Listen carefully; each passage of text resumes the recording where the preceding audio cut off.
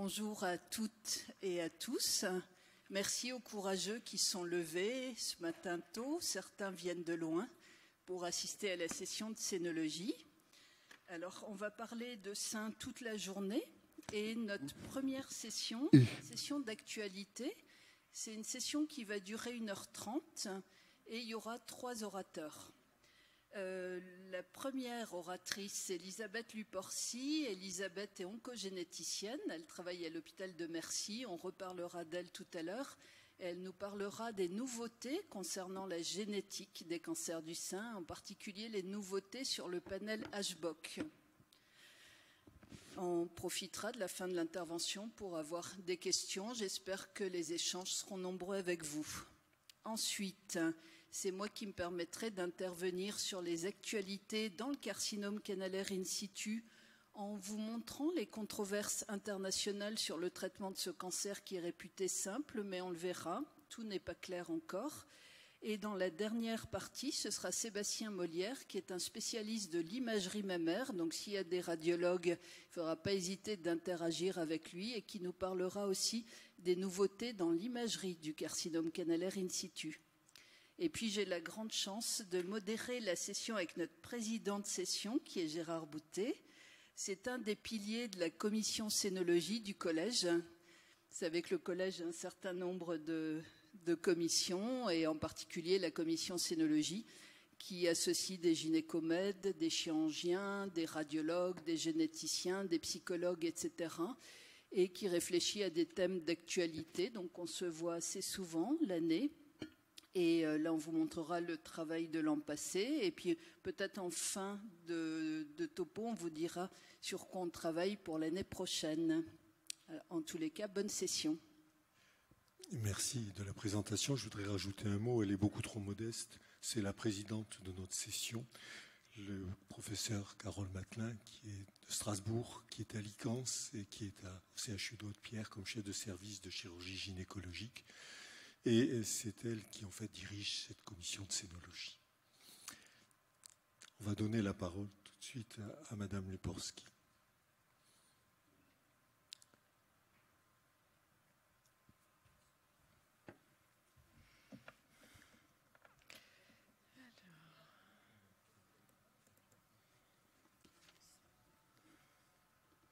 Merci beaucoup à Carole, à Gérard et au CNOF, effectivement de nous permettre de parler de l'actualité sur le panel HBOC, donc héréditaire, breast, ovarian carcinoma. En fait, tout ce qui en fait la richesse, c'est l'interactivité qu'il y a avec les chirurgiens, les gynécologues et toutes les personnes qui participent à la prise en charge de toutes ces patientes. Alors, les panels de gènes sein-ovaire ont été développés en international depuis plus de 20 ans et en France également depuis 1990 et 2000. Par contre, il y a une diversité dans leur composition et tout l'intérêt est de pouvoir prendre en charge médicalement ces personnes de façon internationale, de façon à ce qu'on s'adapte aux différents pays, parce que les pays ne peuvent pas avoir les mêmes panels de gènes. Donc, du fait qu'il n'y avait pas d'homogénéisation des pratiques entre ces différents pays, c'est le groupe génétique et cancer, qui est le groupe national, qui a émis des guidelines en 2018 qui ont été largement publiés. Donc, on va partir de ces guidelines et on va voir quelle est l'actualité maintenant en 2002, puisqu'il faut une étude permanente de la littérature de façon à optimiser de plus en plus la prise en charge des patients. Alors, en parallèle, il y a une évolution technologique importante avec ces nouveaux séquenceurs à haut débit, donc ces NGS, qui permettent effectivement d'étudier l'ADN, l'hybridation, ensuite les captures d'ADN, le séquençage et de donner une cartographie du génome et en particulier d'un certain nombre de gènes. C'est pour ça qu'on sélectionne certains gènes sur certains chromosomes. Donc, toute cette biotechnologie, elle a été très vite sur le plan des machines et très peu sur l'organisation, par exemple, dans les hôpitaux où finalement on a des nouveaux métiers comme les bioinformaticiens qui ne sont pas reconnus dans les hôpitaux. Donc on travaille avec des structures privées. Donc il faut comprendre que nos séquences partent le matin, sont décodés en Suisse et reviennent le soir comparés avec des librairies qui ont été validées par des bioinformaticiens. Et ensuite, le médecin, les biologistes de notre hôpital vont interpréter tous ces résultats. Donc, ce n'est pas quelque chose qui arrive en disant « voilà les mutations, débrouillez-vous ». Et il faut qu'il y ait une interprétation de cette expertise par des spécialistes et forcément, il faut l'agrément de l'agence de biomédecine. Donc, une structure qui a considérablement évolué sur le plan matériel, mais aussi sur le plan de ces nouveaux métiers. Donc, par exemple, en Suisse, il y a 40 bioinformaticiens qui travaillent sur toutes les séquences de différents pays. Alors, l'état des lieux en 2022, je vous aurais dit en 2018 qu'il y avait 90% des cas index testés chez qui c'était non informatif. Il y a une histoire familiale, mais on ne retrouve pas de variants génétiques délétères identifiés. Donc, on augmente un petit peu et vous allez voir pourquoi, parce que justement, on a d'autres gènes qui interviennent. Donc, on peut dire qu'il y a dans 85% des cas, on va dire qu'il y a une histoire familiale, on n'a pas détecté de variants délétères. Par contre, il faut prendre en charge ces personnes en termes de surveillance, voire éventuellement de traitement. Donc, parmi les hypothèses qu'on évoque, c'est qu'il y a d'autres gènes de susceptibilité qui sont suspectés, mais qui ne sont pas analysés en routine, parce que justement, il n'y a pas assez de données de la littérature et la pénétrance n'est pas suffisante. Donc, la pénétrance, c'est quand il y a une anomalie génétique, combien de personnes vont faire la maladie? Au départ, on disait que 90% des patientes qui étaient porteuses de ces mutations délétères allaient présenter un cancer. Et maintenant, on est aux alentours de 65 à 70%. Ça veut dire que l'environnement peut corriger le patrimoine génétique de ces personnes-là. Parce qu'il faut bien comprendre que quand on a une anomalie génétique, toutes les cellules ont une anomalie génétique, et c'est l'environnement qui va venir déclencher le cancer. Donc l'environnement, c'est au sens large tout ce qui est hormonal, la prise de poids, l'alimentation, un certain nombre de facteurs qu'on n'arrive pas à coter. Mais voilà, il peut y avoir une correction chez certaines personnes. Moi, j'ai des personnes qui sont mutées, qui ont 90 ans, qui n'ont jamais fait de cancer. Par contre, leurs petites filles ont fait des cancers à l'âge de 40 ans. Et ensuite, dans le modèle sporadique, par contre, ça va être l'accumulation de l'environnement, puisqu'il n'y a pas d'anomalie dans les cellules au départ, qui fait que le cancer va se déclencher. C'est pour ça qu'il va être beaucoup plus tardif, alors que dans le modèle génétique, comme il y a une anomalie au départ, les cancers vont être plutôt à 40 ans, plutôt bilatéraux. Donc, tout ce niveau de pénétrance est extrêmement important à prendre en compte dans les données de la littérature. Et puis, donc, ça, c'était le Premier ministre qui avait dit qu'effectivement, il n'y avait pas assez de recherche génétique. Donc, il y a deux grandes plateformes, Oragen et Sequoia. Donc, Oragen, c'est plutôt l'Est, Lyon, et Sequoia, c'est la région de Paris, et plutôt l'Ouest, où il y a deux plateformes. Quand on a des cas de famille où on ne trouve rien, par exemple, j'ai 4 sœurs qui ont fait des cancers du sein triple négatif avant l'âge de 40 ans, et on n'a jamais trouvé de mutation. Donc là, on étudie le génome entier, et donc on a tout un processus de réunion de concertation pluridisciplinaire pour amener le dossier jusqu'au génome entier. Alors derrière ces plateformes, c'est l'industrie pharmaceutique qui donne des financements. Donc c'est vrai que depuis le Covid, elles ont été fermées au moment du Covid. Et là, il faut qu'il y ait de l'argent de l'État qui arrive quand même sur ces plateformes pour pouvoir nous aider à avancer plus vite. Alors l'objectif de ces panels, vous avez bien compris qu'on est toujours en actualisation, c'est-à-dire peut-être l'année prochaine on aura d'autres éléments à donner.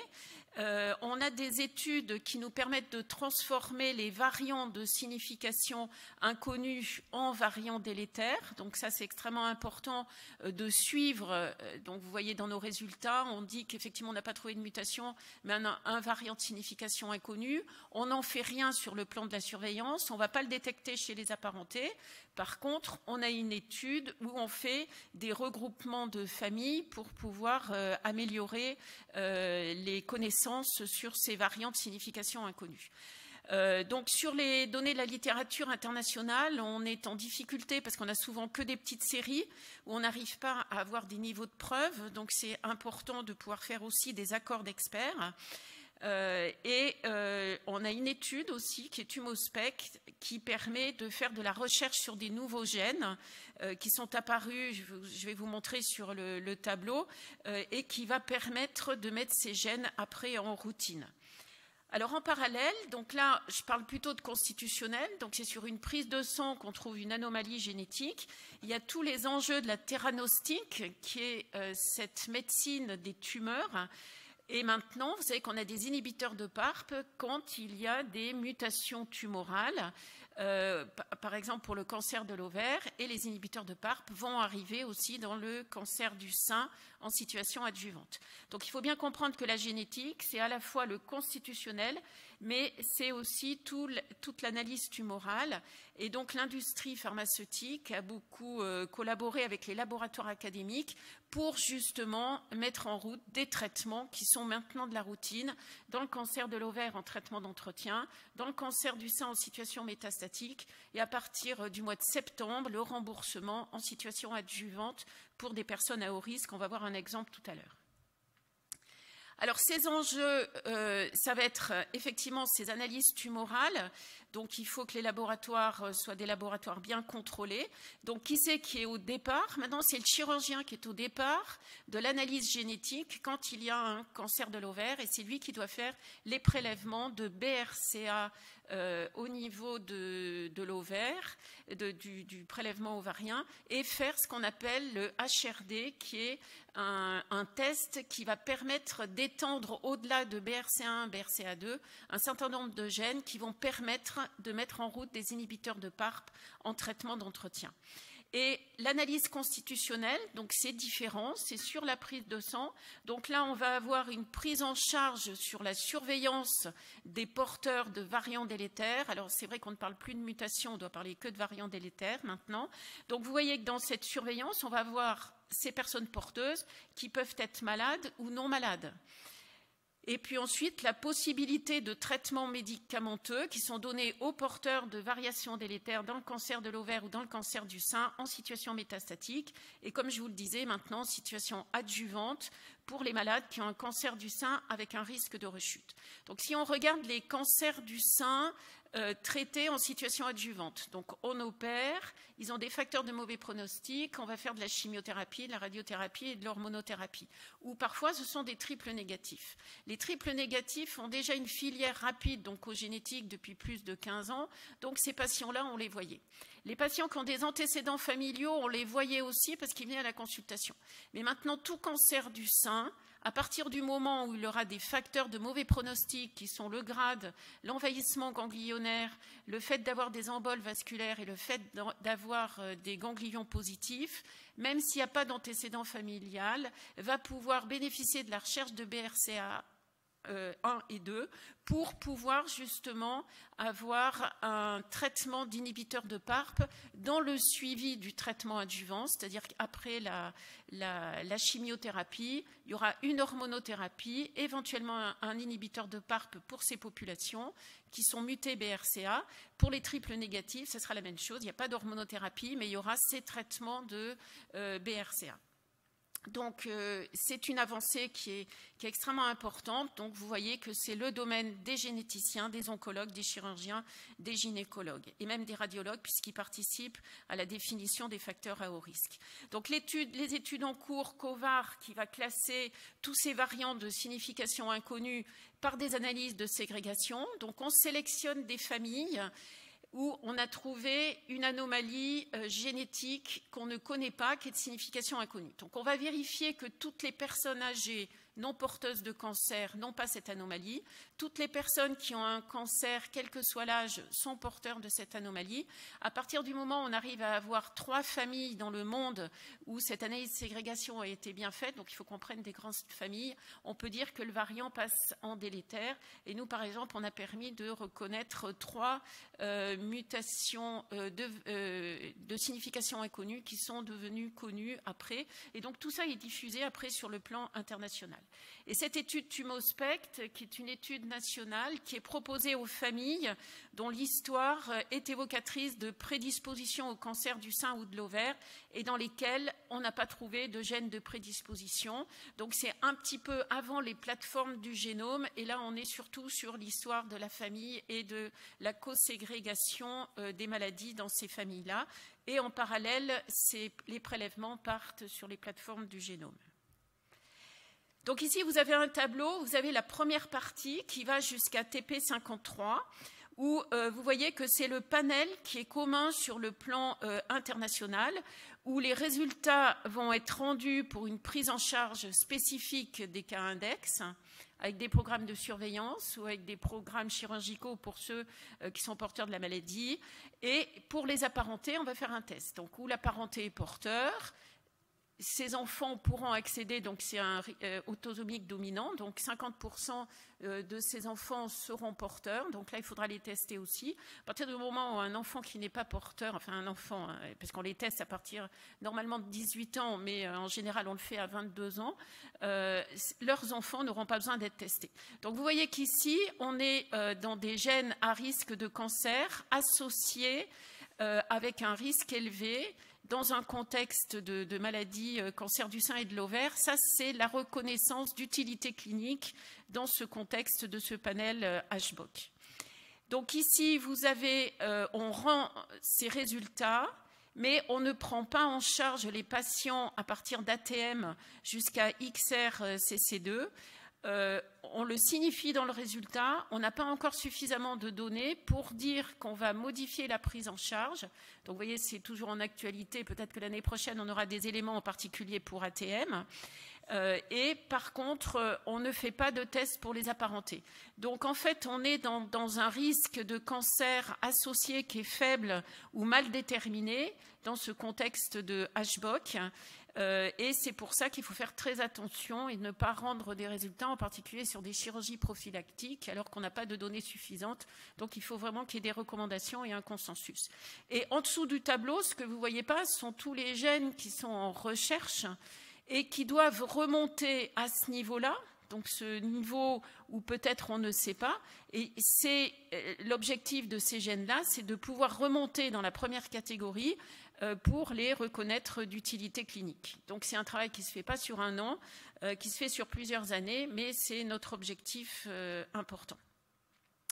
Alors, si on regarde ce qu'on peut faire, par exemple, pour les patientes, donc en ce qui concerne le BRCA1, BRCA2, PALB2, CDH1, donc CDH1, il y a pas mal de cancers de l'estomac, PTEN et TP53. Donc, vous voyez qu'on a des rythmes qui sont bien définis de 30 ans à 65 ans. On fait une IRM plus une mammographie, plus ou moins échographie. Après 65 ans, ce n'est pas utile de faire l'IRM. Les seins sont déshabités, donc c'est beaucoup plus facile. Donc là, c'est la surveillance qu'on fait pour toutes ces patientes. Donc l'INCa a mis en place des programmes de surveillance dans les différentes régions. En Alsace-Lorraine, nous avons le programme Génécal. Et donc, nous avons une cellule qui est où nous avons des chargés de mission qui sont payés par l'INCa, par un budget INCa, pour maintenir ces rythmes de surveillance. Donc, c'est une cellule qui est virtuelle. Les patients vont voir le radiologue qui veulent, leur gynéco, leur chirurgien. Donc, on a des chartes avec les gynécos et des chartes avec les radiologues. Et donc, ils sont suivis sur leur lieu d'habitat, mais nous avons une cellule qui recueille les informations. Alors ensuite, on parle de chirurgie de réduction de risque mammaire, donc la mastectomie prophylactique, en sachant que son bénéfice est maximal avant l'âge de 40 ans. Et l'annexectomie, par contre, effectivement, elle est discutée à partir de 40 ans, selon la mutation. Donc, si on est sur PALB2, on sera plutôt vers 45 ans. Puis sur l'histoire familiale de cancer de l'ovaire. Donc, dans une famille où il y aura eu des cancers de l'ovaire à 30 ans, 35 ans, on privilégiera plutôt 40 ans. Mais il faut que le projet familial soit terminé. Donc, il faut faire attention. Si quand une femme à 35 ans dit « mon projet familial est terminé, vous m'enlevez les ovaires », c'est non, on attend 40 ans. Il y a eu une femme qui a porté plainte, qui a eu un accident de voiture, qui a perdu son mari et ses enfants. Elle a refait sa vie. Elle n'a pas pu parce qu'elle avait une annexectomie qui avait eu lieu à 35 ans. Donc 40 ans, c'est le niveau qu'il faut prendre et on ne descend pas en dessous. Donc il faut faire attention à toutes ces données-là aussi. Donc ensuite, pour PTEN et TP53, il n'y a pas de prise en charge gynécologique spécifique. Là aussi, si on est sur une histoire familiale de cancer de l'ovaire, on discute de ces dossiers en RCP pour pouvoir prendre la décision d'une annexectomie. Et donc la surveillance, pourquoi on préconise les annexectomies? Vous savez tous que la surveillance standard est difficile pour le cancer de l'ovaire, les marqueurs ne servent à rien. Donc voilà, donc là aussi c'est à discuter avec l'histoire familiale. Et par contre, quand on est sur RAD51C jusqu'au gène pour le cancer digestif, EPCAM, MSH6, PMS2, on a une surveillance digestive plus une surveillance gynécologique, en particulier pour les cancers de l'endomètre. Mais il n'y a pas de surveillance spécifique pour le sein. Là aussi, c'est à discuter avec l'histoire familiale de cancer du sein. Donc, s'il y a des cancers du sein vers l'âge de 35 ans, c'est vrai qu'on peut discuter la surveillance avec IRM. Par contre, il n'y a pas de geste. Donc, il faut bien voir qu'on n'a pas de geste de chirurgie de réduction de risque quand on n'a pas des données suffisantes ou quand on n'a pas une histoire familiale qui nous permet de trancher. Donc, l'annexectomie, en particulier pour RAD51C, les données de la littérature disent que c'est à partir de 45 ans, mais comme je vous l'ai mis, on peut le discuter beaucoup plus tôt en fonction de l'histoire familiale de cancer de l'ovaire. Là aussi, pour le syndrome de Lynch, c'est la surveillance ovarienne et utérine. Donc, il n'y a aucun intérêt à enlever les ovaires dans le cas d'un cancer du côlon s'il n'y a pas de cancer de l'ovaire dans la famille. Donc, là aussi, c'est à discuter en réunion de concertation pluridisciplinaire. Alors, les argumentaires pour discuter de la prise en charge des patients à partir de 7 gènes qu'on est en train d'expertiser. Donc là, c'est tout le rôle des réunions de concertation pluridisciplinaire, donc SHEC2 et ATM, donc qui augmentent le risque de cancer du sein. Donc là, en particulier, quand on a une histoire familiale d'ataxie télangiectasie, on est beaucoup plus sensible sur les possibilités de prophylaxie qu'on peut avoir.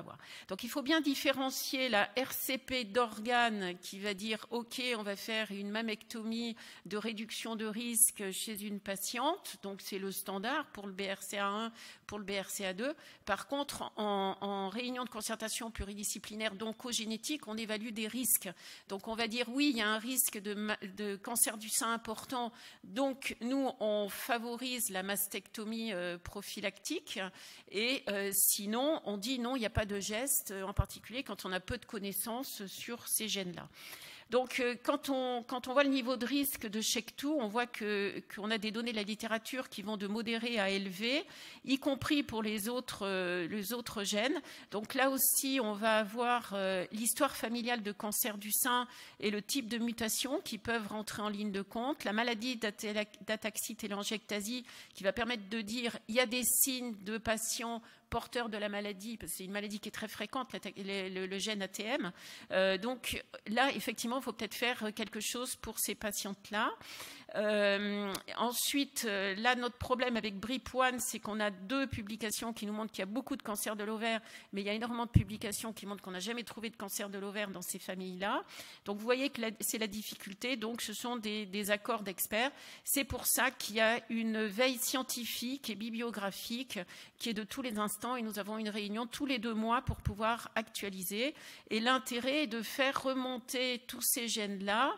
Si on ne trouve pas les données de la littérature, il y a des séries qui sont actuellement à l'exploitation et à la fin de résultats, et ben on fera des accords d'experts pour pouvoir dire voilà, le groupe génétique et cancer a décidé de prendre cet élément-là pour pouvoir faire une chirurgie prophylactique.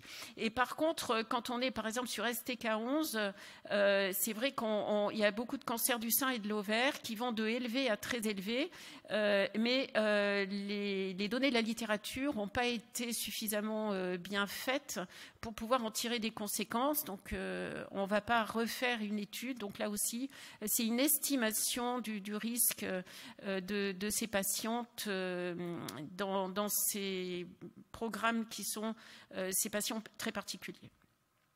Alors, et finalement, quel conseil génétique pour les gènes qui ne sont pas inclus dans le panel? Donc, toujours de dire, il n'y a pas de test prédictif chez les apparentés.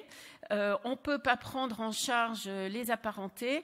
Par contre, on va tenir compte de recommandations pour la personne, vu l'histoire familiale, s'il y a beaucoup de cas de cancer du sein et de cancer de l'ovaire. Alors en parallèle, là on a parlé de constitutionnel, donc le panel HRD tumoral, donc c'est la recombinaison homologue des anomalies génétiques dans le cancer de l'ovaire. Donc c'est vraiment de la routine maintenant, donc les chirurgiens font un prélèvement BRCA1, BRCA2 tumoral et un prélèvement HRD. Vous allez voir qu'il y a plus de gènes que BRCA1, BRCA2 dans ce panel. Par contre, ça c'est valable pour l'ovaire. Dans le sein, il y a une telle hétérogénéité que ça n'a aucun intérêt d'aller faire un panel tumoral et les inhibiteurs de PARP sont donnés sur l'anomalie constitutionnelle dans le cadre du médicament. Donc il faut retenir, sein, c'est du constitutionnel pour donner un inhibiteur de PARP. Pour le cancer de l'ovaire, il y aura du tumoral et du constitutionnel. Et vous savez qu'ils arrivent maintenant dans le cadre de la prostate. Le prostate, ce sera du tumoral et du constitutionnel. Et ils arrivent dans le cancer du pancréas où ça sera que du constitutionnel. Donc, le panel HRD, en fait, c'est une multitude de gènes qui rentrent dans le mécanisme d'oncogénèse avec une augmentation de l'instabilité génétique. Donc, il faut bien comprendre que toutes ces tumeurs sont instables et donc transforment leur matériel génétique et déclenchent le cancer. Donc, il y a l'activation d'oncogènes et surtout l'inactivation des gènes suppresseurs de tumeurs. Donc, on va classer ces tumeurs de cancer de l'ovaire HRD+ déficientes, avec justement ces anomalies d'instabilité et d'impossibilité de recombinaison. Et les HRD négatives, c'est les proficientes, donc il n'y a pas de problème au niveau tumoral. Donc tout cancer de l'ovaire a une analyse constitutionnelle. Donc tout cancer de l'ovaire doit être envoyé à la consultation d'oncogénétique pour faire un prélèvement sanguin. Et le chirurgien, quand il opère, fait une analyse tumorale HRD plus BRCA et les deux partent au laboratoire, un pour le constitutionnel et l'autre pour le tumoral. Et il faut savoir qu'au niveau tumoral, il y a des grands réarrangements qu'on ne peut pas voir et qu'on verra que sur le constitutionnel. Donc c'est pour ça qu'il faut toujours vérifier le résultat tumoral par le constitutionnel et on peut avoir une maladie stable pour l'ovaire et retrouver des grands réarrangements au niveau constitutionnel. Donc c'est ça que je voulais vous montrer pour les données HRD. Donc vous voyez qu'on a les mutations de BRCA1. Donc là on est sur le tumoral, donc on est sur le theranostic, c'est la médecine, j'ai un biomarqueur, j'ai un médicament. Donc c'est cette nouvelle médecine de précision. Mais aussi, on a des anomalies qui sont au niveau de CD412, de RAD51C, on en a parlé, du Fanconi. Et toutes ces anomalies représentent 50%. Donc on peut dire qu'il y a 8% de patientes cancer de l'ovaire constitutionnel qui peuvent bénéficier des inhibiteurs de PARP. Il y a 50% des tumeurs qui peuvent bénéficier justement de ces inhibiteurs de PARP. Donc c'est pour ça qu'il y a eu des études avec des recommandations. Donc le cancer de l'ovaire, ce sont les anti-angiogéniques qui sont le principal traitement des cancers de l'ovaire, en particulier pour les traitements d'entretien. Donc les cancers de l'ovaire, c'est des carboplatines, paclitaxel. S'ils sont sensibles, on va faire un traitement d'entretien par un médicament. Donc c'est là où apparaissent les inhibiteurs de PARP et les anti-angiogéniques. Donc l'important, c'était de dire que les malades qui répondent bien aux platines vont être celles qui vont bien répondre au niveau des inhibiteurs de PARP. Donc si on ne peut pas donner d'anti-angiogéniques aux patientes, parce qu'il y a des contre-indications de thrombose, d'embolie pulmonaire, si la patiente est BRCA positive, elle va avoir le Lynparza qui a son AMM, c'est un inhibiteur de PARP en traitement d'entretien.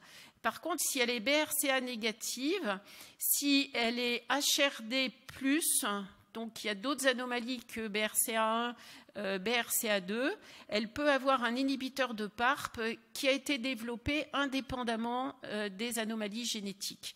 Donc certains disent finalement pourquoi aller s'embêter à faire BRCA1, BRCA2 puisqu'on a un inhibiteur de PARP qu'on peut donner quelles que soient les mutations de BRCA. Mais quand vous voyez le lien qui est entre BRCA et le médicament, vous dites que quand c'est BRCA muté, il faut donner cet inhibiteur de PARP et quand ils sont non mutés, il faut donner celui-là et on voit bien qu'il y a un lien fort. Donc on ne revient pas sur une avancée qui a eu lieu depuis ces dernières années avec la recherche des mutations, en particulier pour le cancer de l'ovaire. Par contre, on peut avoir un HRD négatif. Donc là, on est avec BRCA négatif. On peut donner aussi le même inhibiteur de PARP puisqu'il est indépendant de l'association avec les mutations. Et quand on peut donner le bevacizumab, finalement, ça va être beaucoup plus fort pour le BRCA, où on va pouvoir donner l'association bevacizumab-olaparib grâce à une étude qui a été réalisée, qui a montré un lien fort de la synergie entre les anti-angiogéniques et les inhibiteurs de PARP pour ces personnes qui sont mutées. Et vous voyez que pour les personnes qui sont non mutées BRCA, dans la mesure où elles ont un test tumoral qui est positif sur d'autres mutations, on peut donner aussi le traitement optimal avec l'inhibiteur de PARP et l'anti-angiogénique. Donc finalement, on arrive à augmenter cette population qui va être traitée correctement avec un traitement d'entretien. Ensuite, quand elles sont HRD négatives, elles auront l'anti-angiogénique. Et si le HRD n'a pas été fait, elles auront aussi l'anti-angiogénique. Donc c'est pour vous montrer que finalement, la génétique a complètement dépassé le domaine de l'ADN, du constitutionnel, et qu'on est vraiment dans une synergie entre oncogénéticiens, oncologues, chirurgiens, gynécologues, radiologues, et que c'est ça qui fait la force de ces travaux, et ça pour le bénéfice des patientes, parce qu'on a vraiment des bénéfices en survie. Donc en conclusion, ça sera toujours un domaine en évolution constante avec les données de la littérature, même si je regrette un peu que les séries soient petites. Il est très difficile de monter des grosses séries, même au niveau national. Alors par contre, il y a un point qui est extrêmement important, c'est l'enjeu financier. Qui finance tous ces tests ? Donc, c'est celui qui prescrit qui paye. Donc, nous, on a une grosse consultation d'oncogénétique et les privés viennent chez nous. Donc, c'est l'hôpital public qui paie les tests. Donc, un test HRD va être de l'ordre de 600, 800 euros. Un test constitutionnel est de l'ordre de 1500 euros. Ce sont des RIHN, donc c'est hors nomenclature. Donc le président nous avait dit au mois d'août que tout ça c'était fini, que tout ça, ça allait être bien. Au mois de juin, que tout serait remboursé. Le ministre aussi a dit. Donc effectivement, c'était un sujet qu'avait Agnès Buzyn à l'époque, mais il y a eu les gilets jaunes, il y a eu les retraites. Donc finalement, personne ne s'est occupé de ça. Reste que l'hôpital, il va payer 47, il est remboursé à 52%. Il va payer le reste. Et en plus, sur un décalage de 2 ans. Donc, ça veut dire qu'il faut une avance de trésorerie pour les hôpitaux. Donc, actuellement, il y a pas mal de tensions à ce niveau-là. Donc, nous, on continue de travailler parce qu'on a un bénéfice pour les patients. Mais j'espère que les RIHN vont bientôt être pris en compte. Donc, on parlera peut-être d'un forfait, c'est-à-dire que tout médecin qui va suivre un cancer de l'ovaire ou un cancer du sein, à partir du moment où il fera de la biologie moléculaire, aura un forfait pour suivre le patient, quitte à faire les analyses de biologie moléculaire. Donc moi, je suis rassurée quand même un peu plus, parce que quand on travaille sur une plateforme, le coût du test n'est pas celui qui est au RIHN, parce qu'on fait des runs de 30. Ce qui coûte cher sont les réactifs. Donc on fait des runs de 30, on peut mettre 30 tumeurs, 30 constitutionnels. Donc finalement, ça ne nous revient pas à ce prix-là. Ceci dit, c'est quand même le prix d'achat et il faut pouvoir avancer sur la trésorerie. Donc notre souci constant pour tous les acteurs de la biologie moléculaire, les gynécologues et tout le monde, et tous les généticiens, c'est d'optimiser la prise en charge des patients désapparentés tout en restant dans une pratique qui est ordonnée et raisonnée. Donc effectivement, on contrôle tous les tests qui nous sont demandés. On a des règles, on le verra demain ou lors des sessions. Donc c'est extrêmement important de ne pas faire de tests à des personnes qui n'en ont pas besoin. Donc tout ça, c'est bien réglementé. Et ça, je pense que c'est très clair, y compris pour ceux qui nous envoient les patients, que nous-mêmes qui pratiquons les consultations d'oncogénétique. Donc je voulais remercier le CNOF d'avoir mis ce sujet parce que effectivement, ça sera en constante évolution et on pourra recommencer d'autres sessions. Merci.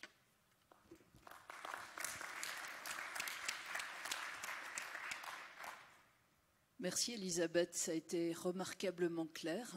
Et puis merci pour les gynécos de la salle qui ne sont pas que des scénologues d'avoir mis un petit peu d'ovaire. Et puis j'ai apprécié ton discours un peu militant ce matin, c'est inhabituel, mais tu as sensibilisé aussi la salle aux problèmes qu'on a en France, sur différents problèmes, voilà, qu'on abordera peut-être dans la discussion.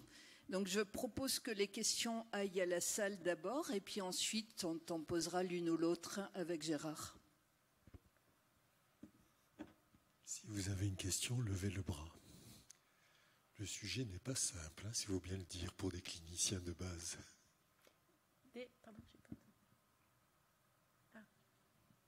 Allez-y. Bonjour. En fait, au niveau du panel que vous faites actuellement, c'est 7 ou 8 ou c'est une dizaine? C'est les 13 gènes, mais nous, on fait les autres aussi, mais on ne rend pas les résultats. Donc, si vous voyez le tableau, on fait tout, nous. D'accord. Voilà, donc pour le paiement, on ne fait que le paiement du premier. On ne vous fait pas payer tous les autres pour lesquels on ne donne pas de décision aux patients. Et au niveau des cancers des ovaires, combien il y a de BRCA Donc là, mutés à peu près voilà, sur tous les cancers de l'ovaire que vous recevez? Alors en constitutionnel, on est à 8% de cancers de l'ovaire mutés. Et par contre, on en rajoute beaucoup avec HRD, puisqu'on les vérifie après. Donc, on prend aussi les autres anomalies pour pouvoir donner des inhibiteurs de PARP. Ok, merci.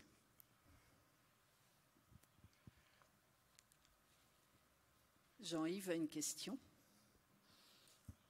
Oui, merci Elisabeth pour cette présentation. Je voulais revenir sur les premières diapositives. Tu as dit qu'il y avait actuellement 85% des patientes qui n'avaient pas, chez qui il y avait des antécédents, on ne retrouvait pas d'anomalies génétiques. Donc on a 15% pour lesquels on trouve des anomalies génétiques. Et que sur ces 15%, il y en avait 65% qui feraient un cancer. Ça veut dire en gros, c'est 10% de la population. C'est-à-dire une patiente sur 10 qui fait un cancer du sein est un cancer génétique. Voilà. Est-ce que c'est des chiffres? Parce qu'avant on disait c'était 5%.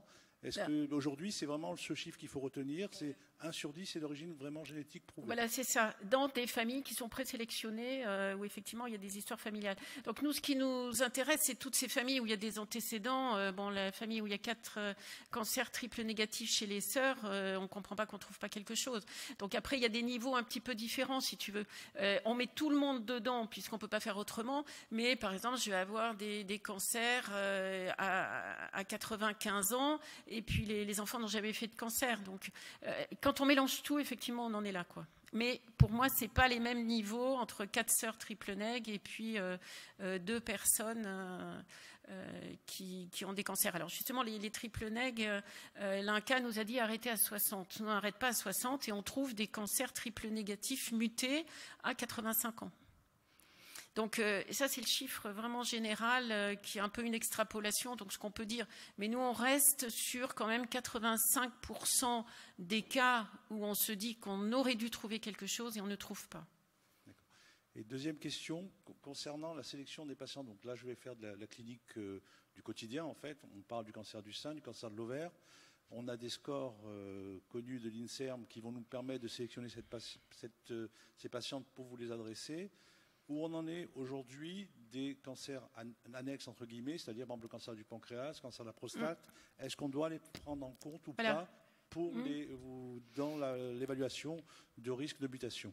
Voilà. Donc là, on a des données de la littérature. Donc, dans les cancers de la prostate, alors où on a des familles que cancer de la prostate, on a des familles où il y a des cancers de la prostate associés au cancer du sein. Et le cancer de la prostate, le cancer du pancréas est celui qui monte le plus actuellement. Donc, il y a le facteur tabac qui est certainement le plus important et le diabète. Donc, les cancers de la prostate, on peut avoir des familles cancer de la prostate, des familles cancer du pancréas et de temps en temps, dans les cancers du sein, on trouve des cancers de la prostate. Par contre, dans les cancers de la prostate, ça va être les cancers de la prostate vers l'âge de 50 ans ou 45 ans.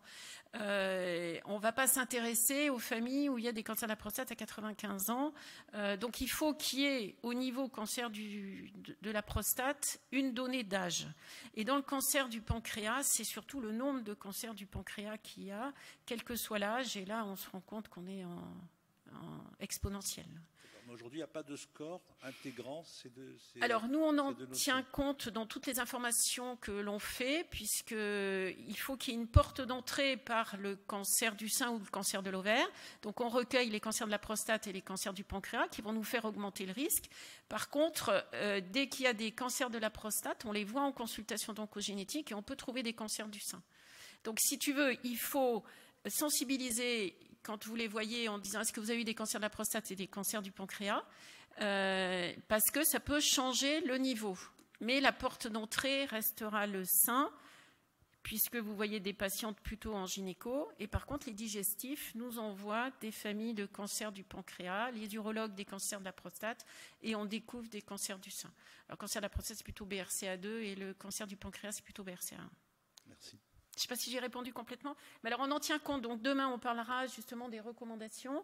Donc on ne les a pas encore inclus parce qu'on n'a pas les définitions, mais c'est plus de l'épidémiologie. Et n'hésitez pas à nous envoyer. Alors nous, on fonctionne avec des questionnaires qu'on envoie aux patients et on présente tous les dossiers en staff et on voit les patients pour leur dire pourquoi on ne les a pas retenus. Donc il vaut mieux que vous soyez large et nous envoyer des patientes où vous ne savez pas. Et nous, on a les calculs de risque qu'on vous expliquera demain, en particulier avec CanRisk, qui nous permettent d'évaluer des risques. Mes excuses. Est-ce qu'il y a des données dans la littérature en ce qui concerne l'augmentation du nombre de cancers BRCA1 et 2 positifs dans le monde entier? Pardon. Est-ce qu'il y a des données dans la littérature de spécialité en ce qui concerne l'augmentation du nombre de cancers de sein BRCA1 et 2 positifs? Alors, il y a une augmentation du nombre des cancers triples négatifs. Donc, on doit trouver plus de mutations de BRCA1, BRCA2. Ensuite, on suit ces populations. Donc, on a une cohorte des personnes mutées. C'est comme ça qu'on a vu qu'il y avait des cancers de la prostate et des cancers du pancréas. Donc, effectivement, pancréas et prostate rentrent dans les BRCA1, BRCA2. Les cancers de l'ovaire sont à peu près stables sur le plan épidémiologique. Mais effectivement, c'est l'augmentation des cancers du sein chez les femmes jeunes. Je pense que vous le voyez aussi. Donc, toute patiente jeune doit pouvoir bénéficier, même si elle n'a pas d'antécédents familiaux, de cancer du sein. Alors, d'une recherche de mutation. Après, dans le cadre du spectre de BRCA1, BRCA2, on n'a pas d'autre chose que la prostate et le pancréas actuellement. S'il vous plaît, j'ai lu récemment qu'il y avait un souci vis-à-vis des cancers de l'estomac chez les femmes, plus fréquemment que chez les hommes. Voilà, c'est ça. Donc, on a quelques séries de cancers du poumon, BRCA2, et des séries aussi de cancers de l'estomac. Donc, pour nous, la première mutation, c'est CDH1 dans le cancer de l'estomac. Et effectivement, il y a eu des séries où il y avait des cancers du sein BRCA mutés avec des cancers de l'estomac. Mais est-ce que c'est vraiment la mutation qui a déclenché la maladie? Ça, on ne le sait pas. On n'a pas assez de données à ce niveau-là. Mais en surveillance, il y a effectivement l'estomac et le poumon. Juste avant de clore la session, peut-être une dernière question. Tu n'as pas du tout évoqué l'homme. Oui. Homme et mutations génétiques. Quand je parle pour le des sein. patients, c'est... Oui. Tu nous dis juste un mot, cancer du sein chez l'homme, 2 phrases. Le cancer du sein chez l'homme est stable, donc il représente 1%. Il est plutôt BRCA2, donc on a des familles où il n'y a que des cancers du sein chez l'homme. Et on ne trouve pas de cancer du sein chez la femme. Donc, quand je mets patients, c'est effectivement hommes et femmes. Et donc, nous, on inclut tous les hommes dans nos séries. Et toutes les séries internationales incluent les hommes. Donc, après, les facteurs de risque, l'alcoolisme, les antidépresseurs, les antihypertenseurs, peut-être, seraient déclenchants. Et les hommes qui ont une gynécomastie avec alcool et ces facteurs de risque. Donc, on rentre ces patients-là dans les programmes de surveillance gynécale avec une surveillance mammaire, éventuellement une échographie mammaire. C'est très rare de faire une mastectomie, c'est uniquement en cas de gynécomastie, et la surveillance du cancer de la prostate avec des PSA à partir de l'âge de 45 ans, et surtout la surveillance de leurs apparentés. Donc voilà, ça se passe bien, ils sont répertoriés, les hommes, dans nos fichiers de gynécal depuis maintenant plus de 20 ans. Je ne sais pas si j'ai répondu à ta question. Merci beaucoup, madame. C'était absolument parfait. Je vous en prie. Je donne maintenant la parole au professeur Mathelin, que j'ai déjà présenté tout à l'heure rapidement, en oubliant de préciser qu'en plus de tous ces titres, elle était également ex-présidente de la Société internationale de cénologie et de cénologie, et actuellement chargée de l'Europe dans ce cadre. Merci beaucoup.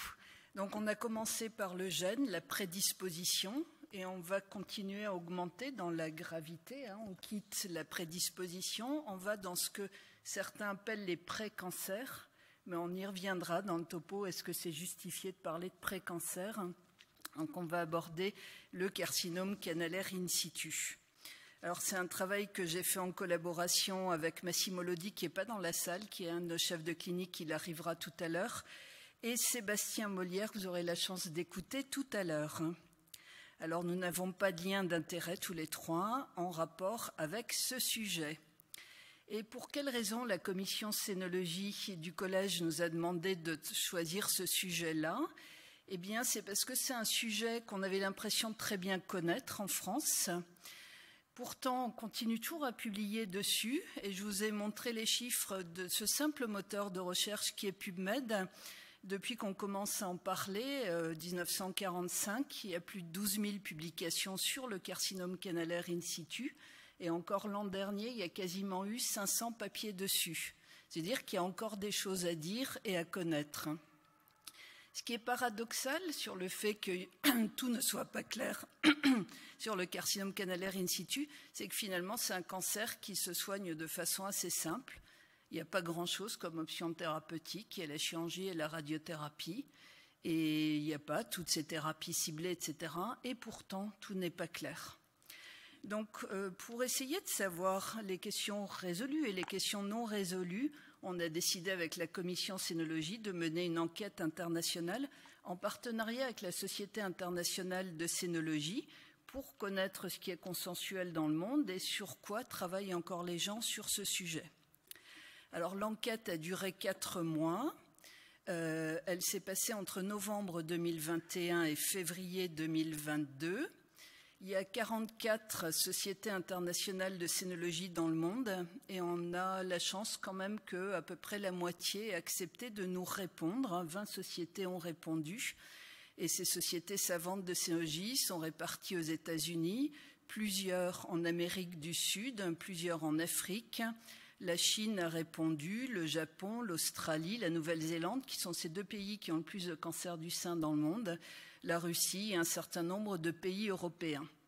Et on leur a posé des questions concernant les classifications qu'il faut utiliser en 2022 quand on parle de carcinome canalaire in situ, de la terminologie qu'on doit choisir vis-à-vis de nos malades, l'évolution de la maladie dans leur pays, est-ce qu'il y en a plus, est-ce qu'il y en a moins, est-ce qu'il y a des facteurs de risque particuliers qui ressortent pour ce carcinome canalaire in situ, quels sont les choix thérapeutiques qu'ils proposent à leurs patientes et quel est l'avenir de la prise en charge de cette pathologie-là dans leurs différents pays.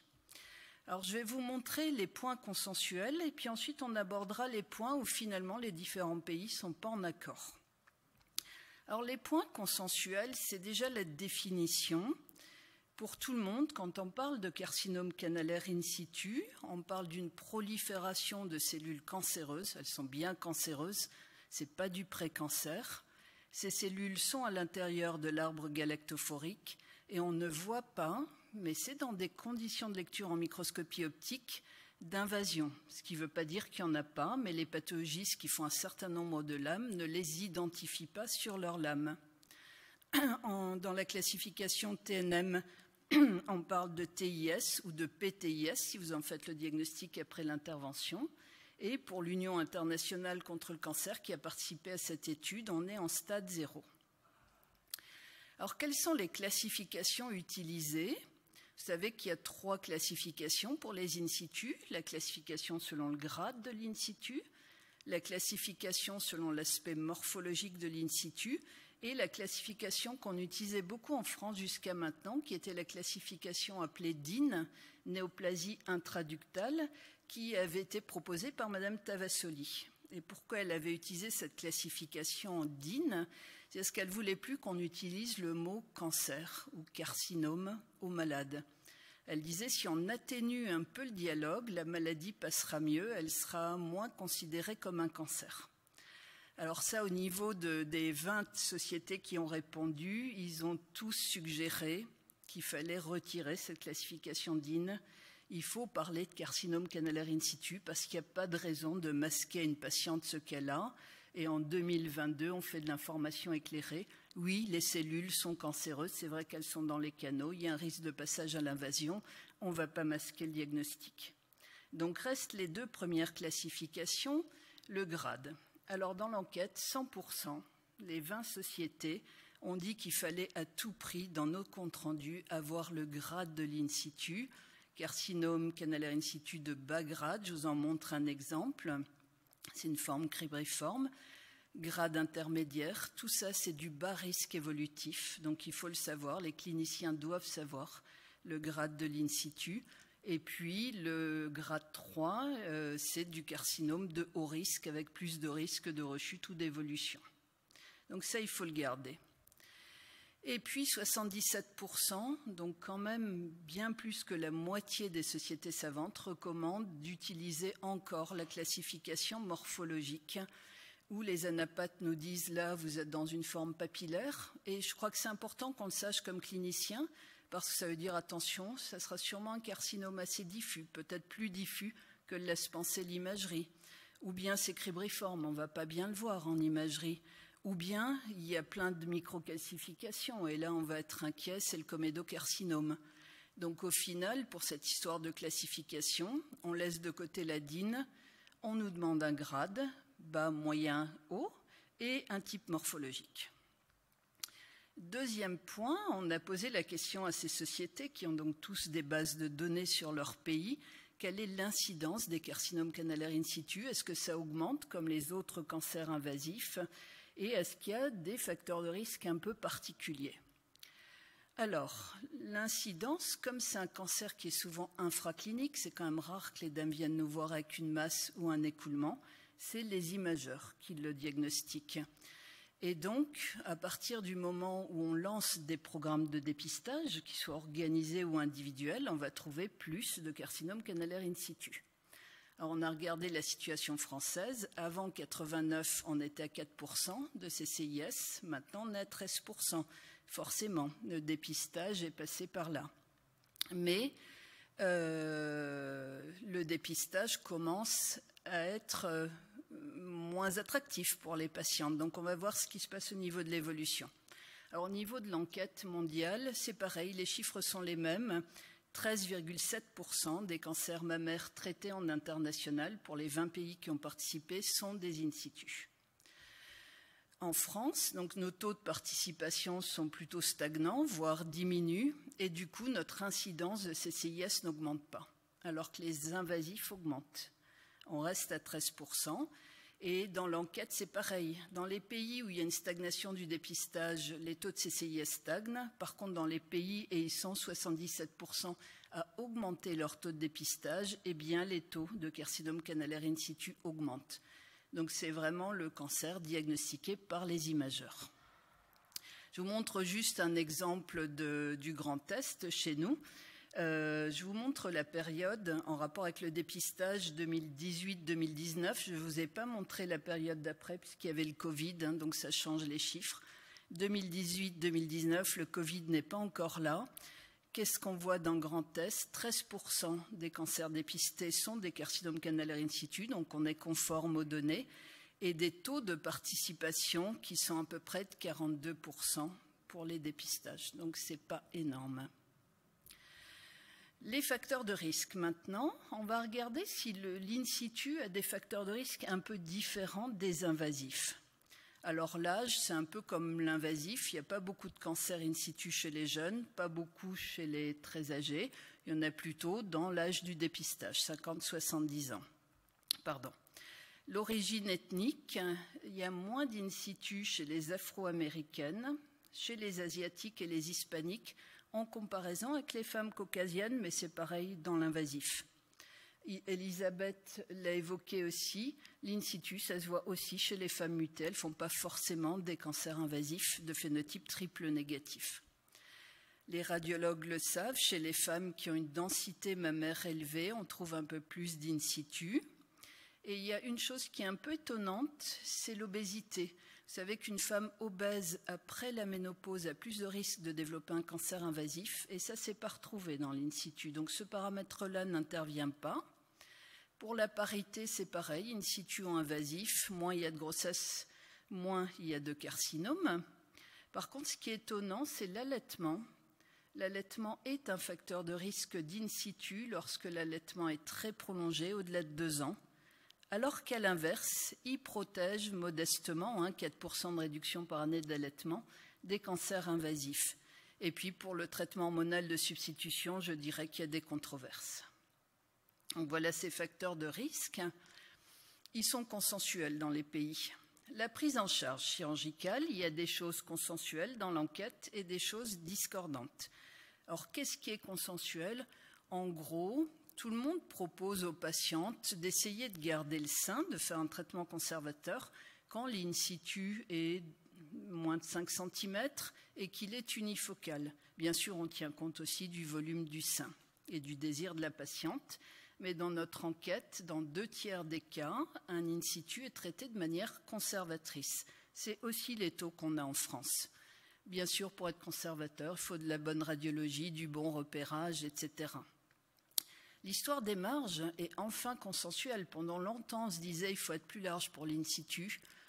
Certaines équipes demandaient 1 cm de marge, puis 5 mm. Maintenant, tout le monde s'est mis d'accord. Il faut être au-delà de 2 mm, mais ce n'est pas la peine d'avoir 1 cm de marge. Et si vous n'êtes pas bon, il faut réopérer vos patientes. Et les taux de reprise dans l'enquête sont de 10%, ce qui n'est pas trop mal. La mammectomie, on fait une mammectomie quand on ne peut pas faire un conservateur, c'est-à-dire la taille est grande ou la tumeur est multifocale. Les taux de mammectomie, en gros, touchent 1/3 des patientes. Et ce qui est assez intéressant, c'est que beaucoup de pays, même ceux qui ne reconstruisaient pas tout de suite, proposent de la reconstruction. Et il y a dans le monde une femme sur 2 qui est reconstruite en immédiat lorsqu'elle a une mammectomie pour un in situ. C'est bien, c'est des bons chiffres. Pour faire ça, il faut faire de l'épargne cutanée, sinon c'est compliqué de faire de la reconstruction mammaire immédiate. Donc c'est une technique qui est plutôt validée dans le monde. En revanche, la conservation de la plaque, c'est quelque chose qui n'est pas validé dans l'in situ, c'est à l'étude. Et on a posé la question sur les mammectomies bilatérales, et ça, il ne faut vraiment pas en faire, ça n'a pas de sens, ça n'augmente pas la survie des malades. Si une femme a un in situ d'un côté, on la surveille de l'autre côté. Ça, c'était les points à peu près consensuels. Maintenant, on arrive à nos discordances. Alors, les discordances, c'est le ganglion sentinelle. J'avoue que sur la planète, chacun a sa recette pour faire un ganglion sentinelle dans l'in situ et personne n'est d'accord. Tout se voit et son contraire. Alors nous, en France, on propose un ganglion sentinelle quand on fait du conservateur, s'il y a une masse radiologique ou clinique. Mais vous voyez, dans la planète, il n'y a que 26% des médecins qui font ça. Donc peut-être qu'on en fait trop. Quand il y a une micro-invasion, nous, en France, on va faire du sentinelle. Il y a beaucoup de gens qui renoncent en disant de toute façon le ganglion sera négatif et s'il y a une micrométastase, ça ne changera rien du tout. Il y a des gens qui en font quand on fait de la chirurgie oncoplastique. D'autres quand les femmes sont jeunes en disant c'est plus agressif chez une jeune, donc il vaut mieux aller vérifier le creux. Et d'autres pays ont exactement le raisonnement inverse en disant une femme jeune, on peut la réopérer. Si finalement il fallait faire un sentinelle, on peut toujours le faire. Il vaut mieux le garder le sentinelle pour les femmes âgées qu'on ne veut pas réopérer. Et puis certains font du sentinelle pour les multifocaux. D'autres, quand ils ont juste fait un diagnostic en microbiopsie et pas en macrobiopsie. Certains le proposent pour des hauts grades, d'autres pour des tailles étendues, d'autres pour des localisations dans le cadran supéro-externe, d'autres en cas de microcalcification de nécrose. Donc tout se voit, ce qui veut dire qu'à mon sens, on en fait trop du ganglion sentinelle. Ils sont quasi toujours négatifs. Je trouve ça un peu dommage. Et je crois qu'il faudrait qu'on refasse un travail international pour bien positionner cette pratique dans l'in situ. Autre point qui n'est pas consensuel, et là je vous montre juste le travail des Coréens, parce que peu d'équipes avaient des travaux à nous montrer. Est-ce qu'on a le droit de garder la PAM si on fait une mammectomie pour avoir une reconstruction beaucoup plus jolie? Alors c'est très peu fait, c'est fait en Corée. Et j'ai regardé le recul à 10 ans de leur cas, traité par mammectomie avec préservation de la PAM. Ils ont 4% de récidive, ce qui n'est pas beaucoup au bout de 10 ans. Et les récidives au niveau de la PAM sont 3%, les 1,5% c'est ailleurs dans le sein.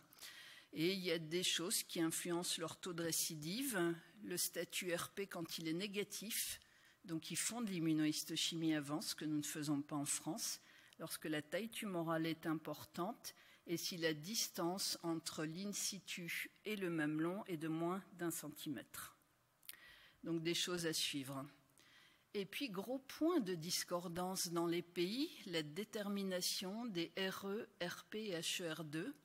En France, on ne le fait pas. Je ne sais pas s'il y a quelqu'un dans la salle qui demandent l'immunohistochimie sur les in situ. Nous, on ne le fait pas. Mais dans le reste du monde, c'est fait chez 3/4 des patientes. Donc je pense qu'il faudrait quand même s'interroger sur cette pratique.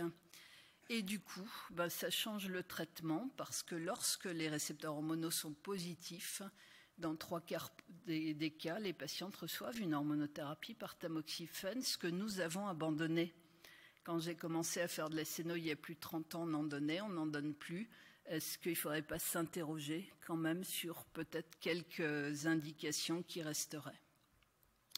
Alors, autre point tout à fait aussi débattu, c'est est-ce qu'il faut faire de l'escalade en radiothérapie, c'est-à-dire faire une surimpression du lit tumoral quand on fait une radiothérapie dans un in situ. Là, il y a 3 courants de pensée. Un courant qui dit oui, un courant qui dit non, et un courant qui dit oui s'il y a risque. Donc, une chose à débattre. Et puis, à l'inverse, il y a ceux qui escaladent et ceux qui désescaladent. Est-ce qu'il y a une place pour une abstention de radiothérapie? Donc on opère, en fin conservateur, on n'irradie pas. Eh bien, pour 72% des sociétés savantes de l'enquête, oui, il y a une place pour de la désescalade, ou si un CCIS est de bas grade, de petite taille chez une femme âgée, peut-être avec comorbidité, on peut s'abstenir de rayons. Ce qui change aussi nos pratiques, puisque pour nous, la radiothérapie est un dogme après traitement de l'in situ. Donc des tendances comme ça qui se profilent. Aux États-Unis, traitement conservateur avec chirurgie et radiothérapie, c'est classique, mammectomie en cas de grande taille, et pourquoi pas une chirurgie seule si le patient et le praticien estiment que le risque est faible. Et puis en Europe, pareil pour le départ, mais une tendance à peut-être désescalader pour les patientes qui ont un bas risque, des tumeurs infracentimétriques, plutôt du bas grade ou du grade intermédiaire, des berges saines, donc au moins 2 mm, une abstention de radiothérapie. Certains pensent même à désescalader la chirurgie. On a vu on désescalade la radiothérapie, mais est-ce qu'il y a des gens finalement qu'on ne devrait même pas opérer? Alors cette question-là, elle occupe une place centrale dans le débat international sur la prise en charge des in situ. Et pourquoi certains se posent la question? C'est parce qu'on sait bien que si vous laissez en place un in situ, tous ne vont pas devenir invasifs. On va regarder les taux. Mais certains deviennent invasifs, donc il ne faut pas se tromper si on décide de ne pas opérer. Et donc ce qu'il faudrait, c'est qu'on arrive à discriminer en 2022 les in situ un peu latents qui ne vont rien donner, des in situ agressifs qui vont devenir un invasif. Alors quels sont les chiffres? Si on prend dans nos équipes les datas de gens qui n'ont pas opéré les in situ et qu'on suit une femme non opérée, globalement, 20 à 30% vont évoluer vers un invasif. Ça, c'est du global. Mais si on prend le sous-groupe des in situ à bas risque, donc grade 1 ou 2, récepteurs hormonopositifs, donc il faudrait avoir les récepteurs que nous, on n'a pas en France, âge supérieur à 40 ans au moment du diagnostic, eh bien, dans ce groupe-là, on n'en a que 6% qui vont évoluer vers un carcinome invasif. On est quand même dans du bas risque évolutif. Et il y a donc 4 études dont je vais vous dire un mot tout à l'heure, Loris, Comet, Lord et Loretta, qui évaluent si ces CCIS qui ont des caractéristiques favorables peuvent faire l'objet d'une surveillance étroite, le traitement chirurgical n'étant proposé qu'en cas d'évolution de la maladie. Et ça, c'est le radiologue qui va nous le dire. Et peut-être dans ces cas-là, il y a une utilité pour des signatures moléculaires. Il en existe une, par exemple, qui s'appelle DCIS Score. Et au niveau des enquêtes sur ces sociétés internationales, quasi la moitié pense que ces scores d'in situ ont un intérêt. Donc voilà ces essais de désescalade en cours. Romance, c'est de la désescalade sans radiothérapie. Et puis les 4 autres essais sont des désescalades de chirurgie où on compare l'abstention de chirurgie ou la chirurgie, on suit les patientes. Et dans le dernier essai, on y associe l'hormonothérapie. Donc pour conclure, la prise en charge de l'in situ, là c'est très consensuel. Tout le monde a pour objectif de prévenir le développement d'un cancer infiltrant et tout le monde a envie maintenant d'éviter le surtraitement. Ça c'est mondial. En termes de fréquence, on est en gros à 13%. 13% des cancers sont des in situ. en sachant que ces chiffres ont tendance à grimper si on majore les politiques de dépistage et stagnent si le dépistage n'augmente pas. Deux thérapeutiques quand même assez consensuelles, la chirurgie et la radiothérapie, mais on a vu que les indications sont en train de bouger.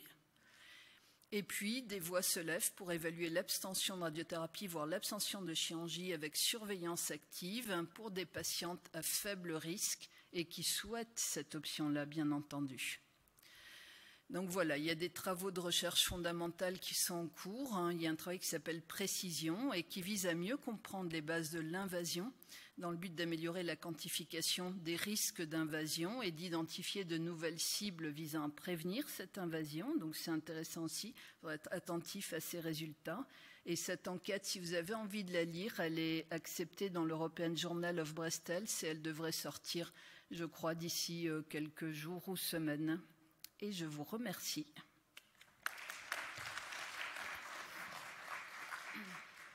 Merci beaucoup, Madame, pour cette très belle présentation qui ouvre des perspectives extrêmement intéressantes, en particulier l'étude précision, qui sera quand même cruciale dans le choix des prises en charge. On ne va pas discuter tout de suite, on va peut-être donner la parole au docteur Sébastien Molière, qui est donc radiologue, spécialiste d'imagerie de la femme, et qui nous fera les actualités dans le CIS du point de vue du radiologue, pour une discussion commune, si vous voulez bien.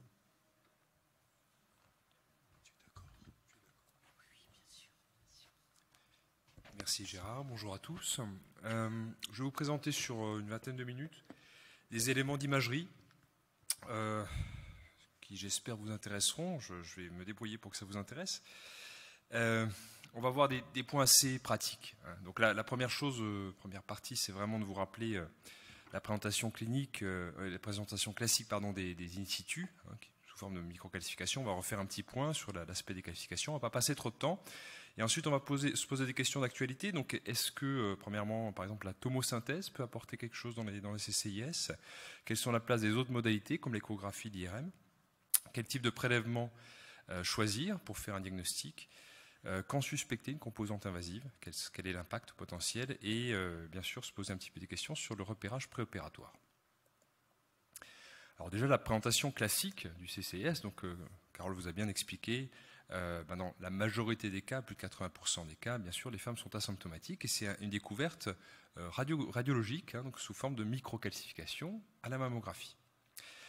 Les chiffres, là en bas, j'ai vu que les chiffres étaient un petit peu différents. Je pense que vous pouvez retenir ceux de Carole, mais toujours est-il que, bien sûr, la détection des CCIS dépend ou non de l'instauration d'un dépistage. Et la découverte de CCIS est beaucoup plus fréquente, donc de carcinome in situ est beaucoup plus fréquente pendant le dépistage. La physiopathologie des calcifications, puisque c'est ça qu'on voit à la mammographie. Il y a deux manières de se former, ces calcifications. La première, c'est une accumulation de mucine qui se calcifie. Donc cette mucine qui se collecte dans les parois de canaux qui sont dilatés, donc qui sont potentiellement dilatés par des amas cellulaires, par des bouchons cellulaires. Et puis la deuxième chose, c'est la nécrose cellulaire qui se calcifie. Et ces deux mécanismes ont des aspects radiologiques différents. Vous voyez ici un CCS de bas grade, de type cribriforme, où vous avez des espaces entre les cellules et ces espaces se calcifient. Donc des petites calcifications. Ici, on a un CCS de grade intermédiaire avec de forme solide. Vous voyez, il y a une prolifération de type solide avec des calcifications par endroits. Et le dernier type à droite, la prolifération est en périphérie, ici. Et vous avez donc de la nécrose centrale. Donc ça, c'est le type comédo avec des calcifications. Généralement des calcifications plus importantes. Alors sur les mammographies, vous connaissez la classification ACR ou BI-RADS qui permet donc d'évaluer le degré de suspicion des images mammographiques et d'imagerie en général. Et donc les calcifications suspectes, classées ACR4 ou 5 d'ailleurs si c'est typique. Donc c'est la présentation classique, donc plus de 50% des carcinomes canalaires in situ diagnostiqués sont sous forme de microcalcification pléiomorphe, groupée. Donc le caractère groupé, c'est un facteur péjoratif. Le caractère pléiomorphe, c'est-à-dire que vous avez des formes différentes, hétérogènes. Donc elles peuvent être fines pléiomorphes, comme à gauche, ou avoir le caractère branché, qui renforce de manière majeure le degré de suspicion. Donc là, vous avez des classifications qui dessinent l'arbre galactophorique. Ces deux types de micro-calcifications sont associés au CCS de haut grade, de type Comedo. Donc il y a une certaine corrélation radiohistologique donc en mammographie.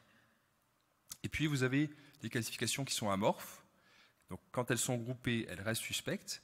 Mais amorphes, ça veut dire que vous avez des calcifications qui sont tellement petites, vous ne pouvez pas individualiser des structures canalaires. Donc des petits points blancs groupés. Et là, la corrélation est plus vaste.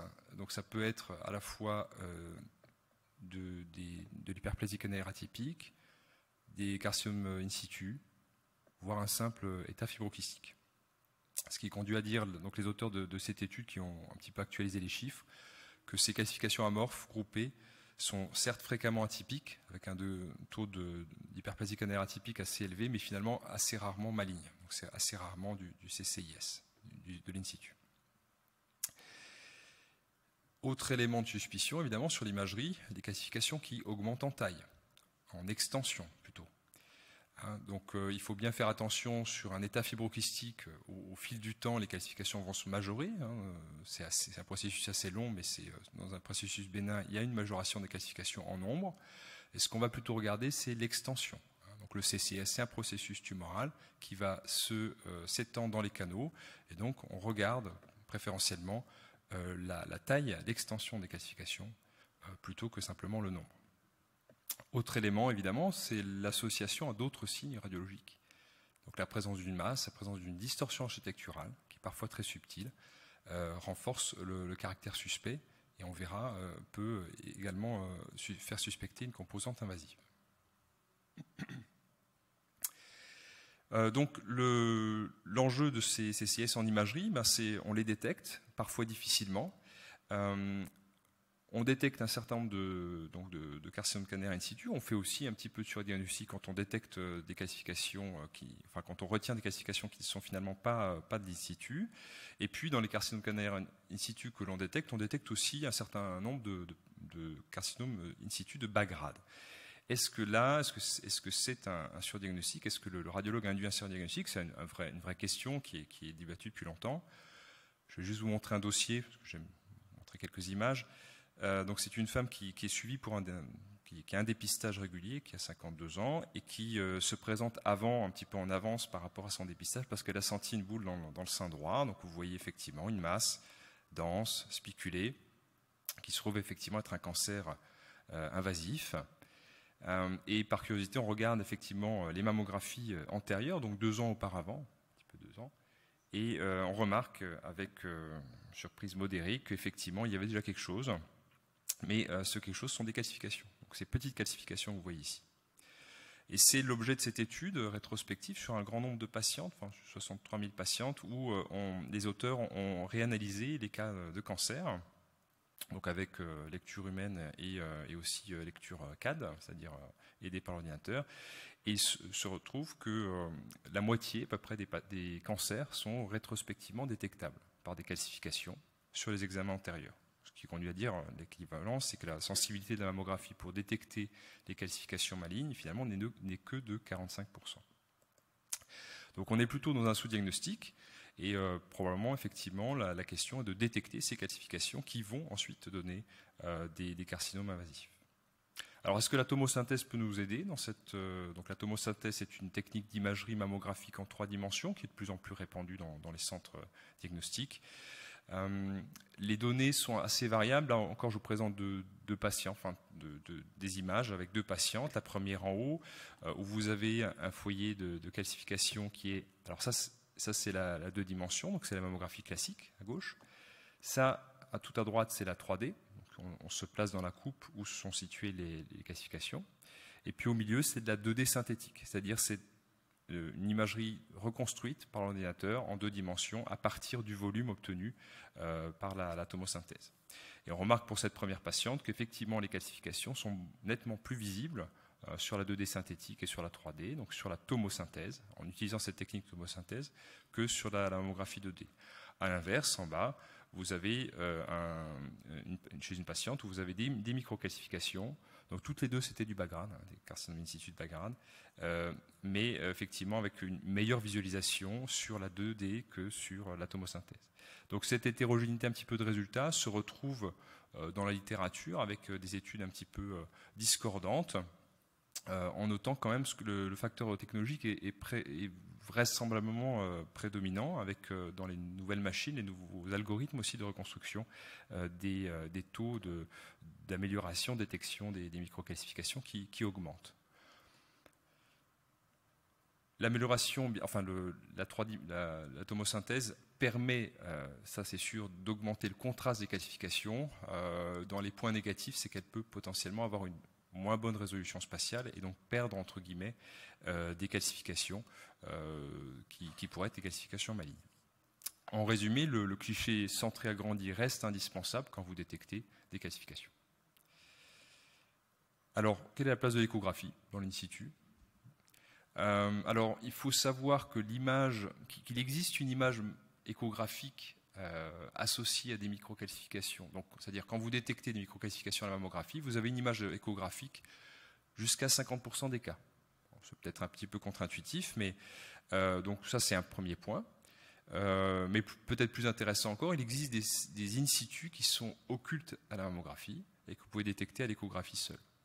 Alors bien sûr, c'est plutôt des bas grades, non comédaux, puisque je vous ai dit tout à l'heure que ces carcinomes in situ de haut grade, comédocarcinomes, avec comédodécrose, sont plutôt bien visibles à la mammographie.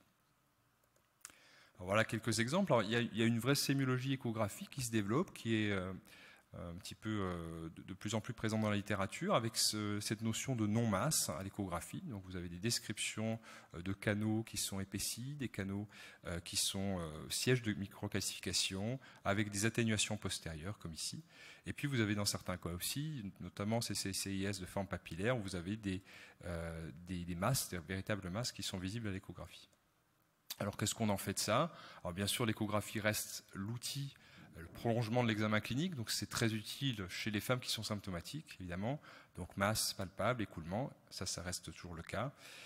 D'ailleurs, chez ces femmes, les CCS sont volontiers non calcifiés. Ça reste également un très bon outil pour les seins denses, pour détecter des choses qui sont difficilement, enfin les calcifications sont difficilement visibles sur les seins très denses. Et puis, de manière un petit peu accessoire, ça peut aussi servir de guidage dans certaines localisations, quand les calcifications ont une traduction échographique, que les calcifications ne sont pas accessibles en stéréotaxie ou en tomosynthèse parce qu'elles sont très périphériques ou sur des tout petits seins. Maintenant, un petit mot sur l'IRM mammaire. Je pense que je suis dans les temps, c'est bien. Alors, je commence par un dossier, ça marque un petit peu. Donc cette jeune femme qui a 45 ans vient pour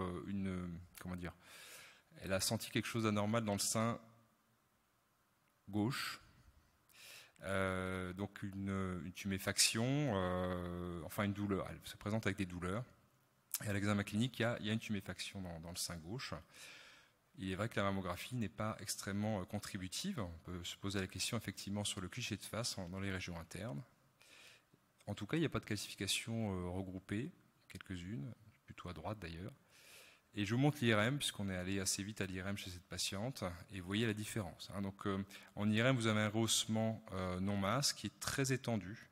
Et cette patiente avait un CCS de 13 cm avec un tout petit foyer d'invasif de 1 mm, mais qui se présentait quasiment sans calcification. Alors, cette femme est symptomatique. Elle se présente, elle est hors dépistage.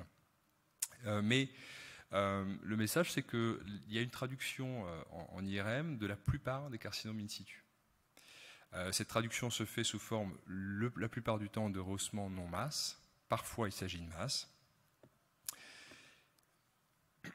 Et l'IRM a dans ce domaine de in situ un certain nombre d'avantages et d'éléments positifs qui ont été documentés par des études. Donc déjà dans l'extension tumorale. Alors, par sa capacité à détecter plus que la zone de calcifié, elle est meilleure dans l'extension tumorale, notamment sur les seins un petit peu compliqués en imagerie conventionnelle. Par rapport à la tomosynthèse, c'est l'étude dans le JAMA où on montre qu'il y a effectivement un taux un peu plus important de détection, enfin un taux plus important, significativement plus important de détection des in situ grâce à un protocole IRM abrégé par rapport à un dépistage par tomosynthèse. Et puis, ce qui est aussi un avantage, c'est que la détection des in situ en IRM est corrélée au grade de la maladie. C'est-à-dire que l'IRM va détecter plus souvent des hauts grades ou des grades intermédiaires que des bas grades. Bien sûr, vous avez, quand vous faites une IRM dans un bilan d'extension, un bilan diagnostique, vous avez aussi un taux de cancer additionnel qui varie entre 5 et 7%, qui peut changer, bien sûr, la prise en charge thérapeutique. En termes d'évaluation de la taille, pour rester raisonnable, là, c'est une étude qui compare un petit peu les performances de l'IRM, la mammographie, c'est une étude assez ancienne. Globalement, la mammographie s'en sort quand même plutôt bien. Il y a des taux, en tout cas la mammographie avec centré agrandi donc faite dans les règles de l'art. La mammographie est peut-être un petit peu plus en peine quand ce sont des formes qui ne sont pas avec comédonécrose. Alors, avec ces intérêts de l'IRM, est-ce que ça se répercute sur est-ce qu'il y a un intérêt clinique à faire une IRM mammaire avant une opération pour un carcinome in situ? Et ça, c'est l'objet de cette étude française, multicentrique, prospective, randomisée. Donc, 178 patientes avec une IRM préopératoire, 174 patientes sans IRM préopératoire, donc pour un CCIS de moins de 3 cm. Le critère d'évaluation, c'est le taux de reprise chirurgicale. Et on remarque donc dans les résultats bruts qu'il y a un risque relatif il y a moins 26% de risque, si vous voulez, de réopérer la patiente quand elles ont eu des IRM préopératoires. Néanmoins, cette réduction n'est pas significative, elle l'est en pair protocole.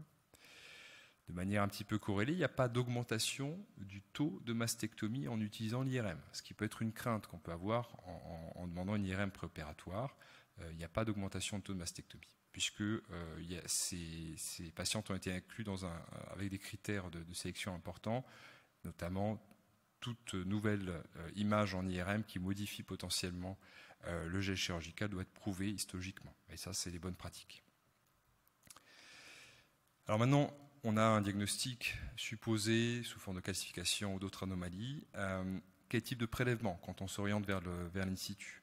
Là, je vous montre une toute petite image, mais c'est une hyperplasie canaire atypique. Vous avez une prolifération dans un canal, cribriforme, prolifération monomorphe, il n'y a pas de nécrose. Voilà. J'ai une HCA, pas de problème. Maintenant, c'est un CCIS de bas grade. Parce qu'effectivement, quand vous avez la pièce opératoire, vous avez une représentativité du tissu qui vous permet de poser le diagnostic de bas grade. C'est un diagnostic qui est posé sur l'extension en taille. Et en fait, cette problématique des discordances interobservateurs et des discordances entre la biopsie et la chirurgie, elle est d'autant plus importante qu'on parle d'in situ, et notamment d'in situ de bas grade. L'examen de référence, c'est de disposer donc de suffisamment de matériel, donc la macrobiopsie sous vide avec une aiguillance gauche reste l'examen de référence pour le diagnostic d'in situ. C'est ce qu'il faut retenir. Alors maintenant, la composante invasive ou micro-invasive, c'est un sujet potentiellement important. Déjà, on se rend compte qu'il y a une composante invasive qui est non détectée en préopératoire entre 12 et 20% des cas. C'est pas mal. Quand on fait la macrobiopsie dans la règle de l'art, ça augmente nettement plus, jusqu'à 30% quand on se contente de faire des microbiopsies à l'aiguille plus fine, donc sur du 14 gauge. Alors l'enjeu de ça peut être effectivement de modifier la pratique chirurgicale, avec le GS éventuellement, mais aussi à l'avenir dans des stratégies des escalades thérapeutiques, en excluant bien sûr ces femmes qui ont une micro-invasion d'une surveillance ou d'une désescalade. Quand est-ce qu'on suspecte une composante invasive? De manière très simple, pour l'instant c'est des choses très simples. Je ne parle pas d'analyse biologique. L'anomalie clinique, évidemment, la masse.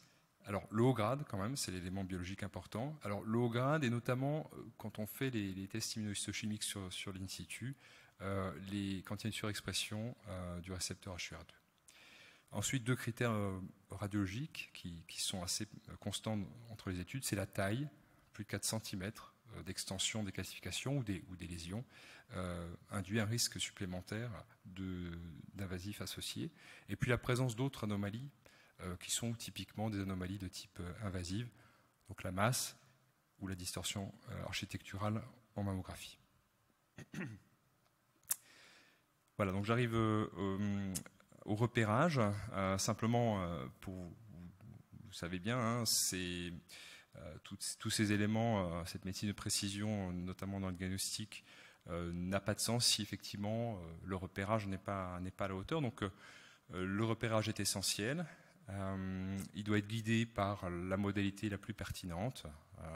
Donc bien sûr la stéréotaxie, poser un fil, un harpon ou une autre modalité de repérage sous stéréo, sous tomosynthèse, éventuellement sous IRM. On peut très bien poser les fils sous IRM, plus rarement sous échographie. Donc poser un fil, voire 2, voire 3, en fonction de l'extension des lésions, si l'extension est plus importante, afin d'avoir la chirurgie la plus précise possible.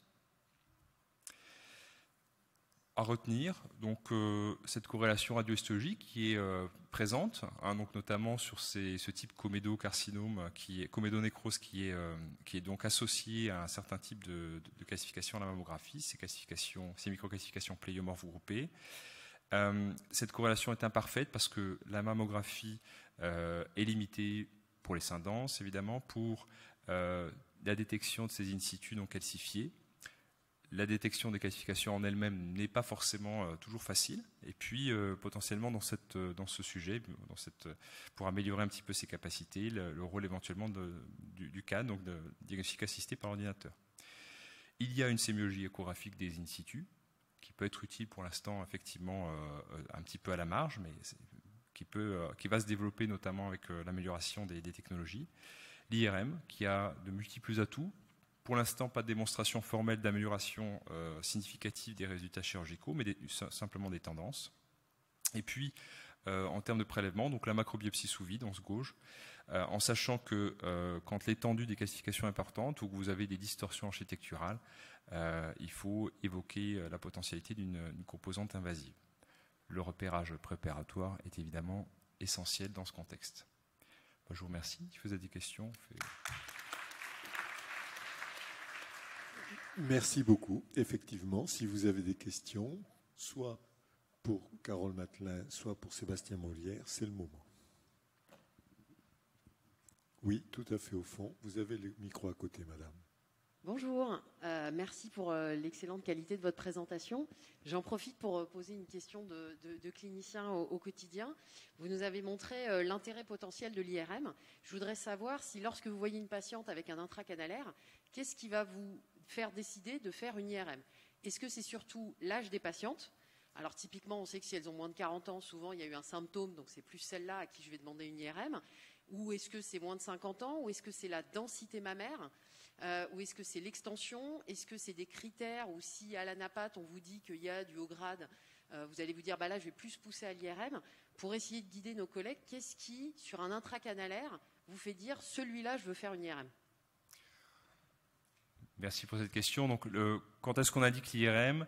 Moi, je pense que vraiment l'analyse du sein sous-jacent est essentielle. Donc, la difficulté qu'on a à délimiter la maladie ou à la détecter en mammographie ou en tomosynthèse, c'est l'élément essentiel pour que le radiologue effectivement indique une IRM. Donc, son niveau de confort, on va dire, par rapport à l'image mammographique est absolument essentiel. Le haut grade, je pense que c'est aussi un critère extrêmement important, puisqu'on sait que pour ces in situ de haut grade, on aura une IRM qui va être quasiment 100% de détection et une détection optimale. Alors sur la composante invasive, les études sont un petit peu, et la pratique est aussi un petit peu discordante, hein. C'est difficile de suspecter une composante invasive dans des anomalies IRM où vous avez un rehaussement majeur sur un CCS de haut grade. Il n'y a pas de facteur absolu pour détecter l'invasif. Donc si c'est juste pour détecter une composante invasive, l'IRM n'est pas absolument nécessaire, mais je veux dire, sur un bilan préparatoire, sur un sein difficile ou sur un haut grade, je pense qu'il est tout à fait judicieux de faire une IRM mammaire. Je pense que ça va aussi s'étendre à l'avenir, j'espère. Oui, merci Sébastien, merci pour cette précision aussi, parce que aujourd'hui, les gens ont tendance à demander beaucoup d'IRM, et dans ce cas-là, je crois qu'il est important de garder les bonnes indications de l'IRM, et on a donc compris qu'il ne faut pas faire systématiquement une IRM lorsqu'on découvre un intracanalaire. Et à l'inverse de cette réflexion aussi, là, dans ta présentation, tu es rentré par la boîte intracanalaire, mais aussi il ne faut pas oublier que l'IRM n'est pas un examen d'exploration des microcalcifications. Donc quand on a des micros, on ne fait pas une IRM, on fait des agrandissements. Et ça me paraît être un point de rappel fondamental. Si les gens doivent repartir avec des messages, c'est ce type de message qu'il faut avoir. L'IRM n'explore pas des microcalcifications, mais pourrait dans certains cas explorer des intracanalaires qui se manifestent par des microcalcifications. Ça, c'était juste une petite remarque. Je rebondis juste sur ça, c'est très important. Effectivement, parce qu'il y a une petite confusion dans le mot d'adressage à l'IRM, effectivement. Il y a deux choses différentes. Le radiologue qui prescrit l'IRM, effectivement, le clinicien qui prescrit l'IRM. Donc le radiologue, généralement, le fait sur des critères de difficulté d'interprétation de l'imagerie standard. Et ça, c'est effectivement quelque chose qui est, je pense, une bonne pratique. De manière générale, le bilan effectivement de calcification doit être laissé au radiologue. Si une question subsiste, des prélèvements doivent être faits ou un deuxième avis, mais effectivement l'IRM n'est pas, comme tu dis, évidemment le problème solving de calcification. Donc ça c'est essentiel. Mais je me plaçais plutôt effectivement du point de vue du radiologue pour effectivement expliquer que l'IRM est un atout du point de vue du radiologue essentiel pour préciser son diagnostic quand l'imagerie de base est difficile. C'est vrai que c'est dommage d'avoir des indications un petit peu à côté sur des classifications. Donc l'idée, c'est de résoudre les problèmes en mammographie de manière très importante de retenir ça. Donc résolvons déjà les problèmes en mammographie et uniquement dans un deuxième temps on irait. Merci pour ta remarque. Carole, une question sur ta présentation qui était vraiment incroyable, parce que c'est cette comparaison en général, on sait peu ce qui se passe à l'extérieur, et on voit qu'il y a des choses qui sont totalement déconnectées ou différentes de ce que l'on fait. Ma question, c'était sur les récidives intracanalaires. Est-ce que tu peux en dire un mot aujourd'hui? Comment vous gérez ça, peut-être dans ton service, en France, de façon générale, et dans le monde de façon beaucoup plus large? Oui, c'est toujours compliqué à gérer parce que les patientes sentent avoir été traitées pour un pré-cancer. Donc dès que le traitement est terminé, elles se disent « je suis guérie, il ne va plus rien m'arriver ». Or, on l'a vu, la définition d'in situ, c'est une lecture en conditions optiques. Donc on n'est pas sûr que dès le diagnostic, il n'y ait pas eu une micro-invasion, voire une invasion qui soit passée à l'as.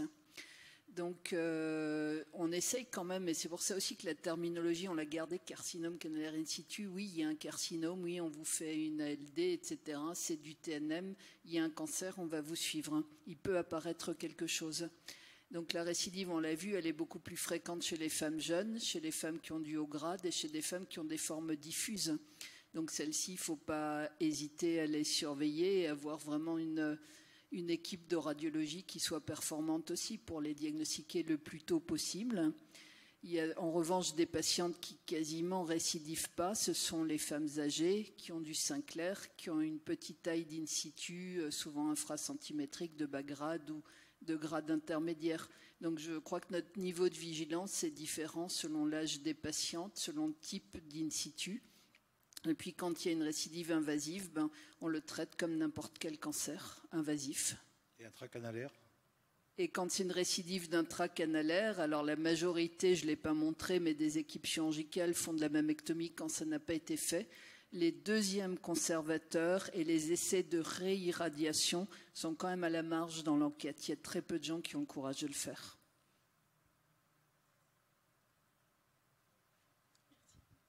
Merci pour vos excellents topos là. Et c'est vrai que nous, c'est une problématique pour calculer nos risques, parce qu'une femme jeune qui a 34 ans a 2 CCIS bilatéraux, ça aurait un poids sur le risque. Donc on rajoute 10 ans en se disant peut-être dans 10 ans supplémentaires, elle aurait eu un cancer du sein. puisqu'on ne peut pas les considérer à 34 ans. Voilà.